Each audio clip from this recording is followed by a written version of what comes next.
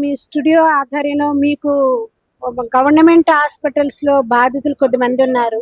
Government హాస్పిటల్లో బాధితులుగా ఎందుకున్నారు, government హాస్పిటల్స్లో పరిస్థితులు ఏంటి, అక్కడ వర్క్ లోడ్, ఇవన్నీ మీకు ఆల్రెడీ చెప్పున్నాము. దానికి కారణాలు ఒకటి ప్రభుత్వం, రెండు హాస్పిటల్ డాక్టర్స్ తాలూకా నిర్లక్ష్య ధోరణి కూడా కావచ్చు. ఆ బాధలతో మీరు మాట్లాడొచ్చు కావాలంటే. తనతో మీరు మాట్లాడండి. నా పేరు కనకమ్మ. ఇంత ముందు చూసినట్టు కిన్కోటికి పోయినా నేను. కిన్కోటికి పోతే ఇట్లా బొక్కలల్లో కండనరాలు పెరిగినాయి. పెరిగితే ఎక్స్రే తీయంటే మిషన్ ఖరాబ్ అయింది అన్నారు. మళ్ళీ ఒకసారి పోయినాను, తీయమంటే తీయలేరు.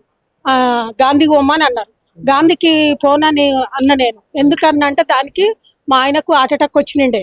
గాంధీలో 3 గంటలు చాలా బాధపడ్డాడు.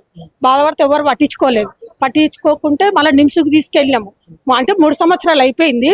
అదొక టెన్షన్ నాకు తట్టుకుంది అనమాట బాగా. ఆ నిమ్స్కి తీసుకోపోతే నిమ్స్ లో కూడా ఒక 2 గంటలు బయటనే ఉన్నాం మేము అంబులెన్స్ లో. ఆ 3 గంటలు ఉన్నా కానీ మంచాలు ఖాళీ లేవు అన్నారు. ఆడికెళ్ళి దిల్సుఖ్ నగర్ దిక్కు అపోలో హాస్పిటల్ ఉంటది కదా, అక్కడ తీసుకెళ్తే ఆడి వరకు లేట్ అయిందన్నారు. రాత్రికి మంచిగానే ఉన్నాడు. పొద్దున స్టెంట్లు వేస్తామన్నారు. స్టెంట్లు వేసిండు చూపించిండ్రు. ఆయన చనిపోయిండు. దాని వల్ల గాంధీ అంటే నాకు కొంచెం భయమే. అందుకనే నేను కిన్కోట్లో ఏమనుకున్నా అంటే, మా బిడ్డకు కూడా పెద్ద ఆపరేషన్లు అయితే ఇద్దరు మాకు మన్మలు. ఫస్ట్ పెద్ద ఆపరేషన్ అయినప్పుడు కేటీఆర్ కిట్లు పెట్టిండు చూడు స్టార్టింగ్ లా. ఆయన ఉన్నప్పుడు బాగానే నీట్ గా మంచిగా పట్టించుకున్నారు, చేసిండ్రు, అంతా బాగానే చూసిండ్రు. ఇప్పుడైతే కొంచెం పట్టించుకున్నట్టుగా నాకు అనిపిస్తుంది. ఏర్పడిన తర్వాత ఇప్పుడైతే నాకు అదే అనిపిస్తుంది. ఇప్పుడు ఈ 14 నెలల నుంచి ప్రభుత్వ హాస్పిటల్ పోవాలంటే మీకు భయం వేస్తుంది. ఎందుకంటే అప్పుడు బాగా ఎక్స్రేలు తీయడం గానీ, అంతకుముందు కాలుకి ఎక్స్రేలు తీసిండ్రు, అన్ని చూసిండ్రు, మంచిగా పట్టించుకున్నారు. మొన్న 3 నెలల క్రితము పోతే మిషన్ ఖరాబ్ అయిందమ్మా.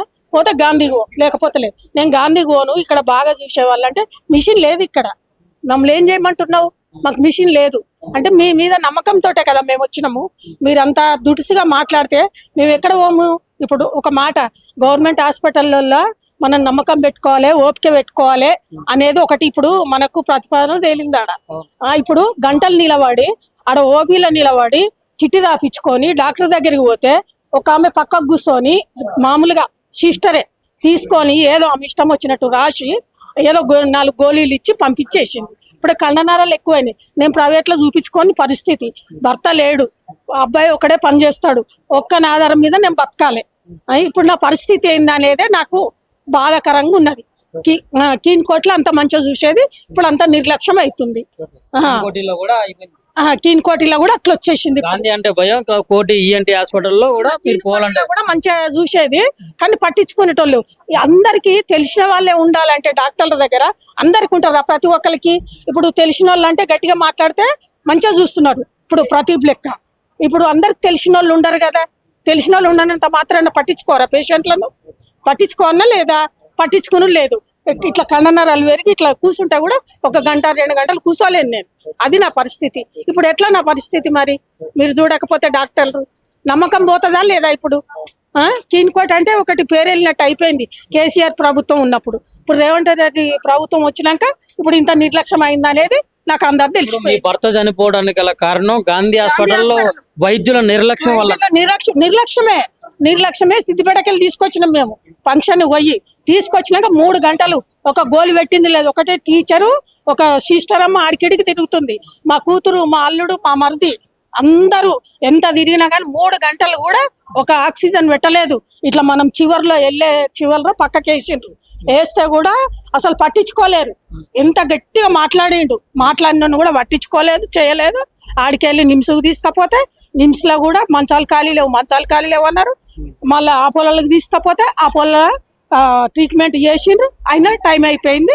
స్టెంట్లు వేసినామన్నారు. లేదు 15 నిమిషాలు అయితే చెప్తామన్నారు. పల్సు పడిపోయింది అని చెప్పింది.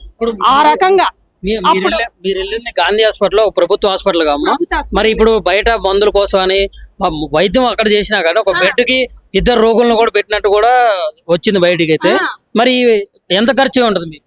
ఖర్చు కాదు, ఆరోగ్యశ్రీ కారటి పైసలు అంటే మా ఆయన చనిపోయిందంటే వీళ్ళు నిర్లక్ష్యం వల్లనే. అపోలో కూడా మొత్తం డబ్బులు పట్టాకనే వాళ్ళు 15 నిమిషాలు అయితే చెప్తామన్నారు. ఆ డబ్బులు పట్టాయి అపోలో హాస్పిటల్లో. అక్కడ దిల్సుఖ్ నగర్ దిక్కుంది కదా ఒకటి, అక్కడ చనిపోయినాకనే వాళ్ళు 15 నిమిషాలు అయినాక చెప్తామన్నారు. అట్లా చెప్పిండ్రు. అది నిర్లక్ష్యం అనేది అది ఉన్నది. ఇప్పుడు నేను కీన్కోటికి 3 నెలల క్రితం పోతే కూడా కీన్కోట్లో కూడా ఈ రకంగా చేసినాను. ఇప్పుడు నేను బయట పెట్టుకోని పరిస్థితి లేదు. పైసలు సౌకర్యాలు ఎట్లున్నాయి పట్టించుకోని పరిస్థితి. ఇంకేం సౌకర్యం ఉంది అక్కడ చెప్పండి మీరే. మరి ఎవరిని నమ్మాలి? ఏ డాక్టర్ నమ్మాలి? ఎవరిని నమ్మాలి? అందుకే ప్రభుత్వ హాస్పిటల్ భయపడి మరి ప్రైవేట్ హాస్పిటల్ పోయేంత, ప్రైవేట్ హాస్పిటల్ పోయే స్తోమత లేదు, గవర్నమెంట్ హాస్పిటల్ మరి పట్టించుకోవాలి కదా వాళ్ళు కూడా. దయచేసి డాక్టర్లు కానీ, ఇప్పుడు నర్సులు కానీ, సిస్టర్లు కానీ, ఎవరు కానీ పట్టించుకుంటేనే కదా మాట్లాడేటోళ్ళకు మనం ఎక్కువ ఇంకొకరికి చెప్పగలుగుతాము. హాస్పిటల్ మంచిగా చూస్తున్నారని మా బిడ్డప్పుడు చెప్పిన నేను. ఇప్పుడు చెప్పడానికి నాకే ఇది లేదు, అంత బాధ ఉన్నది. మరి ఎట్లా ఇప్పుడు పట్టించుకునే మానవుడు ఎక్కడ అనేదే నా బాధ. ముందు మరి ఇప్పుడు ఆరోగ్య శాఖ మినిస్టర్ మరి మీ సిద్దిపేట నుంచి హరీష్ రావు ఉన్నారు కదా, మరి హరీష్ రావు దగ్గర తీసుకెళ్లారా? మాకు ఇట్లాంటి సమస్య లేదు అంటే మాది సిద్దిపేట కాదు, హైదరాబాద్ మాది. ఇక్కడనే మేము కాచిగూడలు ఉండేది, ఇప్పుడు ప్రయత్నగర్ ఉంటాం. మేము సిద్దిపేట నుంచి వచ్చిన రాలేదు అంటే పెళ్ళి ఇక్కడనే ఉన్నాం మేము. అంటే ప్రయత్నగర్ ఇల్లు కట్టుకున్న నివాసం చేసుకున్నాం కాబట్టి అక్కడ ఉంటున్నాం 24 సంవత్సరాల నుంచి. కీన్కోట అంటే పేరు వెళ్ళిపోయింది. అప్పుడు అంతకుముందు పట్టించుకునే వాళ్ళు లేరు, కేసీఆర్ రాకముందు. అంతే కేసీఆర్ వచ్చినాక మొత్తం మెరుగు అయింది. ఏసీలు అయినాయి, ఆపరేషన్లల్లా మంచిగా పెట్టిండ్రు, మంచిగా చేసిండ్రు. పెద్ద ఆపరేషన్లు కూడా బాగా, సీజరింగ్లు కూడా మంచిగా చేసిండ్రు. మా 2 మన్మలు కూడా అక్కడే పుట్టిండ్రు. అంత బాగా అయింది. ఇప్పుడు పట్టించుకునే మానవులు లేరని చెప్తున్నా నేను. ఈ రేవంత్ రెడ్డి వచ్చినాక ఇంత నిర్లక్ష్యమే కనబడుతుంది నాకైతే.